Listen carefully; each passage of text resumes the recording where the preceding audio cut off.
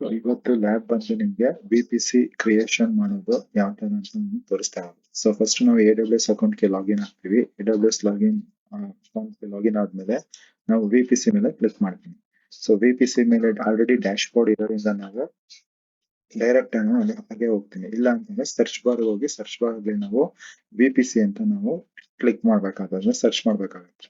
So first ಏನ್ ಮಾಡ್ತಾ ಇದೀನಿ ಅಂದ್ರೆ ನಾನು ಇಲ್ಲಿ ಏನ್ ಕಾಣ್ತಾ ಇದೆಯಲ್ಲ ಕ್ರಿಯೇಟ್ VPC ಅಂತ, ಈ ಕ್ರಿಯೇಟ್ VPC ಮೇಲೆ ನಾನು ಕ್ಲಿಕ್ ಮಾಡ್ತಾ ಇದೀನಿ. ಸೊ ನೆಕ್ಸ್ಟ್ VPC ಓನ್ಲಿ ಅಂತ ಅದ್ರ ಮೇಲೆ ಒಂದು ಕ್ಲಿಕ್ ಮಾಡ್ತಾ ಇದೀನಿ.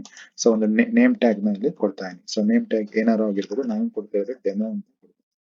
ಸೊ ಡೆಮೋ ಅಂತ ಕೊಟ್ಮೇಲೆ CIDR ನಂಬರ್ ಅಂತ ಇದೆ. So IPv4 CIDR number. So CIDR number ಅಂದ್ರೆ ಕ್ಲಾಸ್ ಇಂಟರ್ ಡೊಮೈನ್ ರೌಟಿಂಗ್ ಅಂತ ಕರಿತೀವಿ. ಸೊ ಇದ್ರ ಬಗ್ಗೆ ಆಲ್ರೆಡಿ ಎಕ್ಸ್ಪ್ಲೈನ್ ಆಗಿದೆ.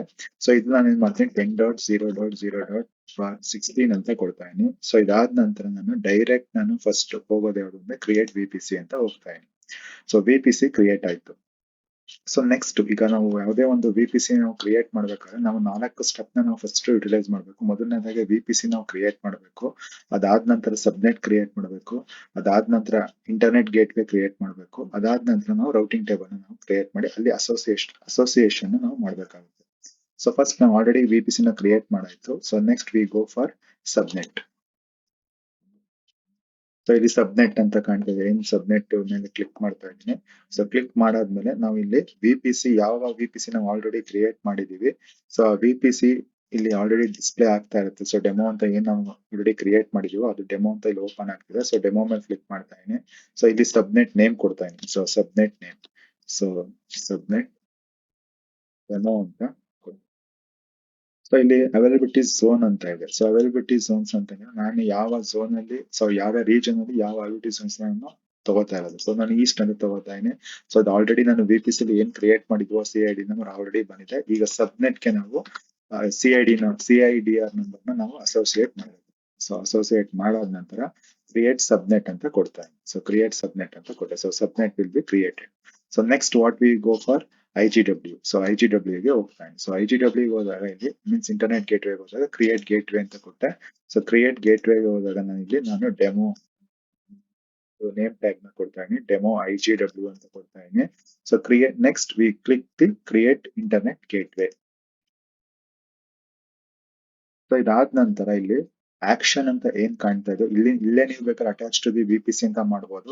ಈಗ IGW ಏನಕ್ಕೆ ನಾವು ಅಟ್ಯಾಚ್ ಮಾಡ್ಬೇಕು ಅಂತಂದ್ರೆ ಪ್ರೈವೇಟ್ ಇಂದ ಪಬ್ಲಿಕ್ ಗೆ ಅದನ್ನ ಆಕ್ಸೆಸ್ ಮಾಡೋದಕ್ಕೆ ನಾವು ಯೂಸ್ ಮಾಡೋದು. ಸೊ ಇಲ್ಲೇನ್ ಮಾಡ್ತಾ ಇದೀನಿ ಅಂತಂದ್ರೆ ಡೈರೆಕ್ಟ್ ಇಲ್ಲೇ ನಾವು ಅಟ್ಯಾಚ್ ಟು VPC ಅಂತ ಮಾಡ್ಬೋದು. ಇನ್ ಕೇಸ್ ಅಲ್ಲಿ ಇಲ್ಲ ಅಂತಂದ್ರೆ ಆಕ್ಷನ್ ಹೋಗಿ ಅಟ್ಯಾಚ್ ಟು ದಿ VPC ಅಂತ ಏನ್ ಕಾಣ್ತಾ ಇದೋ ಇದ್ರ ಮೇಲೆ ನಾವು ಕ್ಲಿಕ್ ಮಾಡಿದಾಗ ಸೊ ನನ್ನ VPC ಆಲ್ರೆಡಿ ಏನ್ ಕ್ರಿಯೇಟ್ ಮಾಡಿದ್ದಿಲ್ಲ. ಸೊ ಇದೊಂದು ನೆನ್ಪಿಡ್ಕೋಬೇಕು.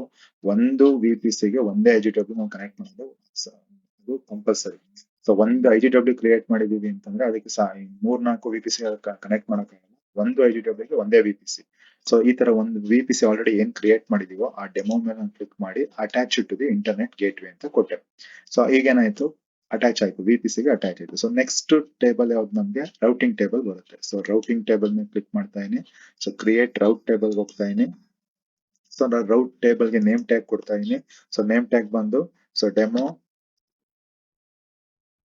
RT ಅಂತ ಕೊಟ್ಟೆ. ಸೊ ಡೆಮೋ RT ಯಾವ VPC, ಸೊ ಯಾವ VPC ನಾವು ಕ್ರಿಯೇಟ್ ಮಾಡಿದ್ವೋ ಆ VPC ನೇಮ್ ತೋರಿಸ್ತಾ ಇರುತ್ತೆ. ಸೊ ಆ VPC ಮೇಲೆ ನಾವು ಕ್ರಿಯೇಟ್ ಮಾಡಿ ಕ್ರಿಯೇಟ್ ರೌಟ್ ಟೇಬಲ್ ಅಂತ ಕೊಟ್ಟೆ. So once route table will be created. ಅದಾದ ನಂತರ ನಾನು ಏನ್ ಮಾಡ್ತೇನೆ ನೆಕ್ಸ್ಟ್ ಇಲ್ಲಿ ರೌಟಿಂಗ್ ಹೋಗ್ತಾ ಇದೀನಿ. ಸೊ ಇಲ್ಲಿ ಏನ್ ನಾನು ಅವಾಗ್ಲೇ ಹೇಳ್ದಂಗೆ ಫಸ್ಟ್ VPC ಕ್ರಿಯೇಟ್ ಮಾಡಬೇಕು, ನಂತರ ಸಬ್ನೆಟ್ ಕ್ರಿಯೇಟ್ ಮಾಡಬೇಕು, ನಂತರ ಇಂಟರ್ನೆಟ್ ಗೇಟ್ವೇ ಕ್ರಿಯೇಟ್ ಮಾಡಬೇಕು, ಅದಾದ ನಂತರ ರೌಟಿಂಗ್ ಟೇಬಲ್ ಕ್ರಿಯೇಟ್ ಮಾಡಬೇಕು. ಆ ರೌಟಿಂಗ್ ಟೇಬಲ್ ಗೆ ನಾವು ಅಸೋಸಿಯೇಟ್ಸ್ ನ ಕೆಲವೊಂದು ಮಾಡ್ಬೇಕಾಗುತ್ತೆ. ಸೊ ಇಲ್ಲಿ ಅಸೋಸಿಯೇಟ್ ಯಾವುದು ಅಂತ ಮೊದಲನೇದು ರೌಟ್ ಹೋಗಿ ನಾನು ಸೊ ಈ ರೌಟ್ ಏನ್ ಮಾಡಿ ಕ್ಲಿಕ್ ಮಾಡಿ ಎಡಿಟ್ ರೌಟ್ ಹೋಗಿ ಸೊ ಇಲ್ಲಿ ಆಡ್ ರೌಟ್ ಅಂತ ಬರುತ್ತೆ. ಸೊ ಇಲ್ಲಿ ನೋಡ್ಬೋದು ನೀವು ಇಲ್ಲಿ. ಸೊ ರೌಟಿಂಗ್ ಹೋಗಿದ್ದೀನಿ. ಸೊ ರೌಟಿಂಗ್ ಅಲ್ಲಿ ಎಡಿಟ್ ರೌಟ್ ಹೋಗ್ತಾ ಇದೀನಿ. ಅಗೇನ್ ಇಲ್ಲಿ ಆಡ್ ರೌಟ್ ಅಂತ ಏನಿದೆ ಅಲ್ಲಿ ಕಾಣ್ತಾ ಇದೆ ಅದ್ರ ಮೇಲೆ ಕ್ಲಿಕ್ ಮಾಡ್ತಾ ಇದೀನಿ. ಸೊ ಇಲ್ಲಿ ನಾವು ಕ್ಲಿಕ್ ಮಾಡ್ತಿದ್ದಂಗೆ 0.0 ಅಂತ ಬರುತ್ತೆ. ಸೊ ಇಲ್ಲಿ ಬರ್ತಿದಂಗೆ ನಾವ್ ಏನ್ ಮಾಡ್ತೀವಿ ಇಂಟರ್ನೆಟ್ ಗೇಟ್ವೇ ಅಂತ ನಾವು ಇನಿಷಿಯಲೈಸ್ ಮಾಡ್ತೀವಿ. ಟಾರ್ಗೆಟ್ ಬಂದು ಇಂಟರ್ನೆಟ್ ಗೇಟ್ವೇ ಅಂತ ಕೊಡ್ತೀನಿ. ಸೊ ನಾವು ಏನ್ ಇಂಟರ್ನೆಟ್ ಗೇಟ್ವೇ ಕೊಟ್ಟ ನಾವು ಆಲ್ರೆಡಿ ಏನ್ ಕ್ರಿಯೇಟ್ ಮಾಡಿರ್ತೀವೋ ಅದು ಇಲ್ಲಿ ಬಂದು ಡಿಸ್ಪ್ಲೇ ಆಗ್ತಾ ಇರುತ್ತೆ. ನೀವಲ್ಲೇನೋ ಅಟ್ಯಾಚ್ ಮಾಡಿಲ್ಲ ಅಂತಂದ್ರೆ ಇಲ್ಲಿ ಯಾವುದೇ ಕಾರಣಕ್ಕೂ ಡಿಸ್ಪ್ಲೇ ಆಗಲ್ಲ. ಸೊ ಇದಾದ ನಂತರ ಏನ್ ಮಾಡ್ತೀನಿ ಸೇವ್ ಚೇಂಜ್ ಅಂತ ಕೊಡ್ತಾ ಇದೀನಿ. ಸೊ ನೆಕ್ಸ್ಟ್ ಸಬ್ನೆಟ್ ಅಸೋಸಿಯೇಷನ್ ಹೋಗ್ತಾ ಇದೀನಿ. ಇಲ್ಲಿ ಎಡಿಟ್ ಸಬ್ನೆಟ್ ಅಸೋಸಿಯೇಷನ್ ಅಂತ ಹೋಗ್ತಾ ಇದೆ. ಸೊ ನೋಡಿ ಇಲ್ಲಿ ಎಡಿಟ್ ಸಬ್ನೆಟ್ ಅಸೋಸಿಯೇಷನ್ ಹೋಗ್ತಾ ಇದೆ. ಸೊ ಇಲ್ಲಿ ಆಲ್ರೆಡಿ ಏನ್ ಸಬ್ನೆಟ್ ಇದೆಯೋ ಆ ಸಬ್ನೆಟ್ ನಾನು ಕ್ಲಿಕ್ ಮಾಡಿ ಸೇವ್ ಅಸೋಸಿಯೇಟ್ ಅಂತ ಕೊಟ್ಟೆ. ಸೊ ಅಲ್ಲಿಗೆ ಇದು ಕಂಪ್ಲೀಟ್ VPC ನಾವು ಕ್ರಿಯೇಟ್ ಮಾಡೋದಾಯ್ತು. ಸೊ ನಾವು ಮಾಡಿರೋ VPC ಕರೆಕ್ಟ್ ಆಗಿದೆಯೋ ಅಥವಾ ತಪ್ಪಿದೆಯೋ ಅನ್ನೋದಕ್ಕೆ ನಾವು ಒಂದು EC2 ಇನ್ಸ್ಟೆನ್ಸ್ ನ ಕ್ರಿಯೇಟ್ ಮಾಡಿದಾಗ ನಮ್ಗೆ ಗೊತ್ತಾಗುತ್ತೆ. ಸೊ ಫಸ್ಟ್ ಏನ್ ಮಾಡ್ತೀನಿ, ಆಲ್ರೆಡಿ VPC ಏನ್ ಕ್ರಿಯೇಟ್ ಆಗಿದೆಯೋ ಈಗ ನಾನು EC2 ಇನ್ಸ್ಟೆನ್ಸ್ ನಾನು ಮಾಡಿರೋ VPC ಕರೆಕ್ಟ್ ಆಗಿದೆಯೋ ಇಲ್ವೋ ಅಂತ ಚೆಕ್ ಮಾಡ್ಬೇಕಲ್ಲ. ಸೊ ಅದಕ್ಕೋಸ್ಕರ ಏನ್ ಮಾಡ್ತೀನಿ, ಯೂಸರ್ಸ್ ಸರ್ಚ್ ಬಾಕ್ಸ್ ಬಂದು EC2 ಇನ್ಸ್ಟೆನ್ಸ್ ಅಂತ ಕೊಟ್ಟು ನಾನು ಲಾಂಚ್ ಇನ್ಸ್ಟೆನ್ಸ್ಗೆ ಹೋಗ್ತಾ ಇದೀನಿ. ಸೊ ಲಾಂಚ್ ಇನ್ಸ್ಟೆನ್ಸ್ಗೆ ಹೋಗಿ ಫಸ್ಟ್ ನಾನು ಏನ್ ಮಾಡ್ತಾ ಇದೀನಿ, ಇಲ್ಲಿ ನಾನು ನೇಮ್ ಟ್ಯಾಗ್ ನ ಕೊಡ್ತಾ ಇದೀನಿ. ಸೊ ನೇಮ್ ಟ್ಯಾಗ್ ಬಂದು ಡೆಮೋ VPC ಚೆಕಿಂಗ್ ಅಂತ ಕೊಡ್ತೀನಿ. ಡೆಮೋ VPC ಚೆಕಿಂಗ್ ಅಂತ ಕೊಡ್ತಾ ಇದೀನಿ. ಸೊ ಇಲ್ಲೇನ್ ಮಾಡ್ತಾ ಇದೀನಿ, ವಿಂಡೋಸ್ ತಗೋತಾ ಇರೋದು ನಾನು. ಸೊ ವಿಂಡೋಸ್ ಮೇಲೆ ಏನು OSI ಇಮೇಜ್ ಇದೆಯೋ ಅದನ್ನ ವಿಂಡೋಸ್ ತಗೋತಾ ಇರೋದು. ಸೊ ವಿಂಡೋಸ್ ತಗೊಂಡು ನಾನು ನ್ಯೂ ಕೀ ಪೇರ್ ನ ತಗೋತಾ ಇದೀನಿ. ಸೊ VPC ಚೆಕಿಂಗ್ ಅಂತ ತಗೋತಾ ಇದೀನಿ. ಸೊ ನೇಮ್ ಕೀ ಪೇರ್ಗೆ ಒಂದು ನೇಮ್ ಕೊಡ್ಬೇಕಲ್ಲ. ಸೊ ಅದು ದಟ್ ಈಸ್ VPC ಚೆಕಿಂಗ್ ಅಂತ ತಗೋತಾ ಇದೀನಿ. So create key pair. So ಇದಾದ ನಂತರ ನಾವು ಏನ್ ಮಾಡ್ತೀವಿ ಅಂದ್ರೆ, ಇಲ್ಲಿ ನೆಟ್ವರ್ಕ್ ಸೆಟ್ಟಿಂಗ್ಸ್ ಅಂತ ಕಾಣ್ತಾರೆ. ಸೊ ನೆಟ್ವರ್ಕ್ ಸೆಟ್ಟಿಂಗ್ಸ್ ಹೋಗಿ ನಾನು ಏನ್ ಮಾಡ್ತಾ ಇದೀನಿ, ಸೊ ನಾನು ಆಲ್ರೆಡಿ ಏನ್ ಕ್ರಿಯೇಟ್ ಮಾಡಿದ್ವಲ್ಲ, ಸೊ VPC ಆಲ್ರೆಡಿ ಆ VPC ಬಂದಿರುತ್ತೆ. ಸೊ VPC ಜೊತೆಗೆ ಸಬ್ನೆಟ್ ಸಹ ಅಸೋಸಿಯೇಟ್ ಆಗಿರುತ್ತೆ. ಸೊ ಜೊತೆಗೆ ನಾವಿಲ್ಲಿ ಆಟೋ ಅಸೈನ್ ಪಬ್ಲಿಕ್ IP ನ ನಾನು ಅದು ಡಿಫಾಲ್ಟ್ ಆಗಿ ಡಿಸೇಬಲ್ ಇರುತ್ತೆ, ನಾವು ಅದನ್ನ ಎನೇಬಲ್ ಗೆ ಕನ್ವರ್ಟ್ ಮಾಡಬೇಕು. ಸೊ ಮಾಡಿದ ನಂತರ ನಾನು ಲಾಂಚ್ ಇನ್ಸ್ಟೆನ್ಸ್ ನಾನು ಡೈರೆಕ್ಟ್ ಲಾಂಚ್ ಮಾಡ್ತೀನಿ. ಸೊ ಒನ್ಸ್ ಲಾಂಚ್ ಆಯ್ತು ಅಂದ್ರೆ ಇನ್ಸ್ಟೆನ್ಸ್ ನಂದು, then we go for to the RDP tool use ಮಾಡ್ಕೊಂಡು ನಾವು ಏನು ಫರ್ದರ್ ಸ್ಟೆಪ್ಸ್ ಇರುತ್ತೋ ಅದನ್ನ ನಾವು ಮಾಡಿದ್ರೆ, ಸೊ ಒನ್ಸ್ ನಮ್ಗೆ ಅದು ಓಪನ್ ಆಯ್ತು ಅಂತಂದ್ರೆ ನಾವು ಮಾಡಿರುವಂತ VPC ಏನಾಗಿರುತ್ತೆ, ಸಕ್ಸಸ್ಫುಲ್ ಆಗಿ ಕನೆಕ್ಟ್ ಆಗಿರುತ್ತೆ.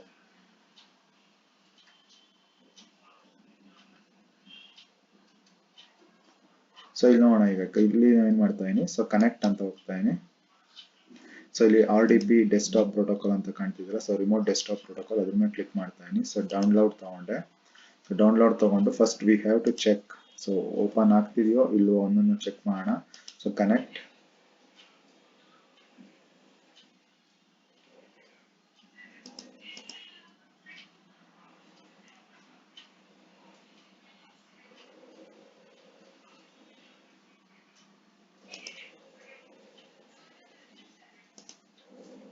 ಎಸ್, ಇದು ಆಲ್ರೆಡಿ ಏನಿದೆಯೋ ಅದು ರೆಡಿ ಆಗಿದೆ, ನಮಗೆ ಇದು RDP ಟೂಲ್ ರೆಡಿ ಇದೆ. So then we go for get password. So get password ಹೋಗ್ತಾ ಇದೀನಿ.